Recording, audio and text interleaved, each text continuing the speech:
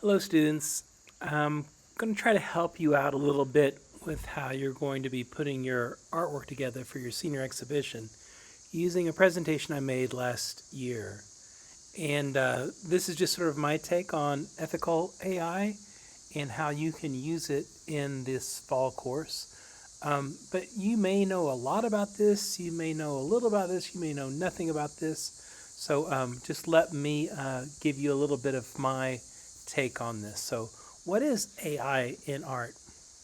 Well, I was in a IT training class and I was told that AI is a fancy term for when machines are taught to mimic human thinking, but I think it's more than that. And AI in art does not lend itself easy to explanation either. Consider that art is expensive.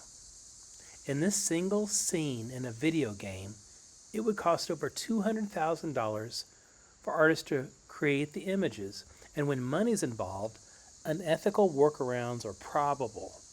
So just think about this. For someone to create a barrel or a pile of trash, not only does it have to be a three-dimensional image, but when the wind comes through and whips at the edges of the trash bags, it has to have the functionality of flow. This is all complicated work that individuals do. But to be honest, AI is trying to do it too. That is why the Montreal Declaration is important. What it does is it identifies standards such as equity, that I will call a fancy word for not stealing. For example, Carl Ortiz's artwork was part of a scrape so AI can learn about images and illustration. One of these is hers, and the other three are AI images. If AI images are so close, why not just use Ortiz's work in the first place? Oh, yeah, that's right, because you'd have to pay her. Same happened with Jenga Zhang. One of these is hers. Three of these are AI. So, in the class that I taught, students learned about unethical situations, and we tried to play a role game. A situation where artwork is used without permission, where your business is boycotted because you are found to be unethical, or if your boss pressures you to be unethical. So, all of these details you don't need to know exactly for you to proceed in this class, but just to realize that there are ethical issues using AI, and when you use AI, you potentially are stealing from another artist, and you want to avoid breaking any rules. Now, those of you that don't know much about AI, you may not know how it works. You give a text prompt. And for example, a text prompt could be gnome, garden, and pink. And that will yield an image like this. It's remarkable at first, but you must know AI, just by virtue of the learned data sets, is limited. So let's just look at some more examples from different companies and think of data sets, for example, for rally cars. Okay, so here's the prompt that would be entered into the AI engine. A photograph of a dirt rally race car covered in dirt, moving at a fast speed, dirt flying, mountain scene, award-winning photography, soft shadows, and cinematic lighting. Okay. So this is Stable Diffusion's version of that. This is Leonardo AI's version of that. This is DALL-E's version of that. And this is Midjourney's version of that. Now, none of this exists. This is all artificial intelligence. This is all images that are put together based on the prompts and based on images from the exterior world that was pulled into this request. So here's another example. At times there's some good variety. Fun facts, there have been 34 dog astronauts. Remember, think data sets. This is all coming from data sets. So here at an HBCU, I wanted my students to understand what AI creates based on the prompts of African American family. Now first, we go back to the dog astronauts. High quality photograph of a dog astronaut, star and planet, backdrop, cinematographic lighting, helmet, glasses, blah, blah, blah. So there was, a famous dog, and it was this sort of breed right here. But look at the variety that's just in this one dog astronaut. Okay, so when we deal with the prompts for African American family, we end up with something like this. I think you'll agree with me. There's not much variety here. See this guy here on the left? And this guy? They seem to be very similar. Now, fun fact, there are approximately 20 million African American males in the U.S. and 7.8 billion people in the world are black. So this is the data set. So why is it so limited?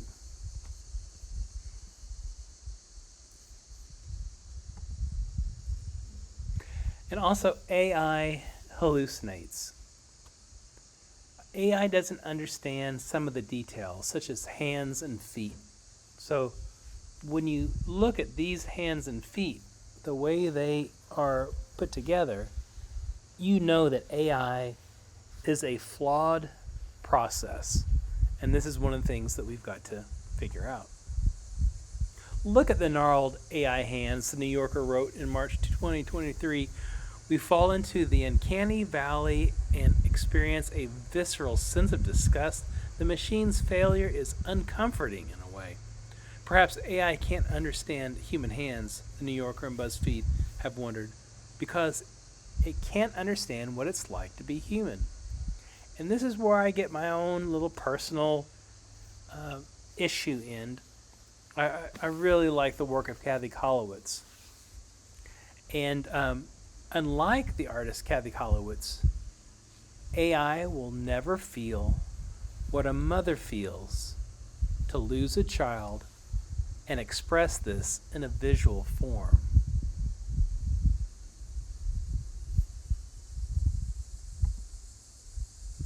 AI is a tool, so now let's look at how to do our best with our AI tool. You have to use it effectively. Students become prompt engineers. So you have to feed the AI the information that you want, and you want to be able to get out of it. So you have to prompt it in a certain way. One has to know what to ask for. In this situation, tree of life, reflected in water, etc., etc. But you see, in this prompt, there's something different. It is right here in the first line after red tree, white horse in a field by Max Reeve and Ryan Dyer.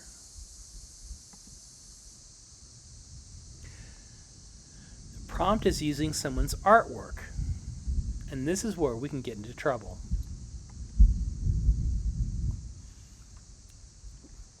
An entire portfolio can be a data set coming from an artist's name prompt.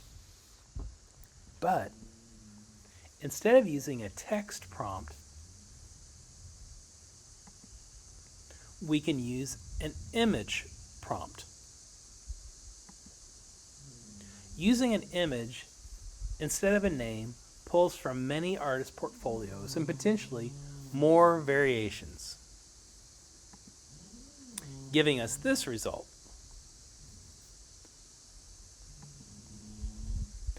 And if we can control the strength of the poll, of the prompt, but here we're in trouble again. Cat in a corridor at strength of 10, and artist named Geiger at strength of 9. See, this is the artist name right here, Geiger. Gives us these Geiger cats and the potential unethical style theft. Whether it can win in court or not is not really the question. Good artists just don't do this. They develop their own style, just as Geiger did. So in contrast, one can use negative weight strength. So you put a -9 in here with Geiger, and that gives us an opposing style, which requires art historical intelligence, something you all should have, working with Dr. Estevez and working with Dr. Fleming and all the rest of the faculty that are encouraging you to understand where art comes from and what is the lineage. All hammers do need to do at least two things, okay? So here are some student examples. So these were some of the 2023 senior students that were working on their ideas, and they didn't have the access to AI ahead of time. So they were thinking about how could they continue on, and they were coming up with images such as this related to their work. And they wrote about it quite a bit, and I know you can't see this very well, but they were trying to find a way that they could articulate what it was that they were trying to find. And in detail, they said AI can be used as a step to lift artists to the specific direction they're trying to take within their art. The progression of AI can help aid in the progression of an artist to ensure the maximum amount of efficiency and minimal downtime. So here's what's really important. You can get a jump on your first critique in the fall class by not trying to figure everything out and painting or drawing or digitizing everything out, but you could create a idea board using AI. Centel Woodward said something similar. I would never use any of them outright. It's a tool to aid in brainstorming. So at the moment we are going to generate photos, and most of these do not produce a lackluster product. So it's like he's thinking about the aspects of the upside and the downside of AI. So these are his original works.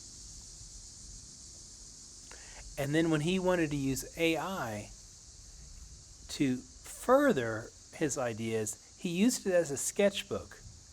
And these are some of the things that came up. But he would not use them as final pieces. These are just prompts, so he could think about what he might want to do next. And you can see in Blender, he's actually trying to build things. You can't just drag and drop everything in there. And he has incredible control of his own personal, emotional, and experiential vision. And this is important. If you leave it to AI, they're going to give you something generic.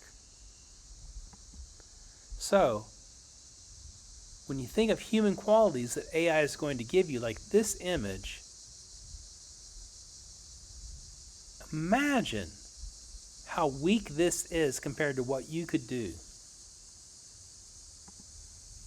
This is what the artist wants, not what they end up with. All right, I'm going to leave that with you. You and Ms. Kim can talk more about how you can use AI, but you can create your own concept board for your first critique and get started more rapidly than any student has in the past on what might be the major ideas of your exhibition.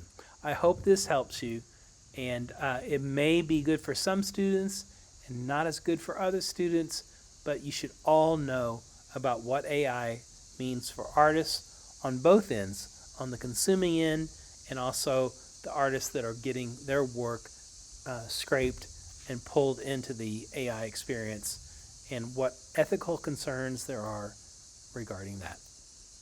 All right, thanks for listening. I'm happy to talk with any of you further about this if you have more questions.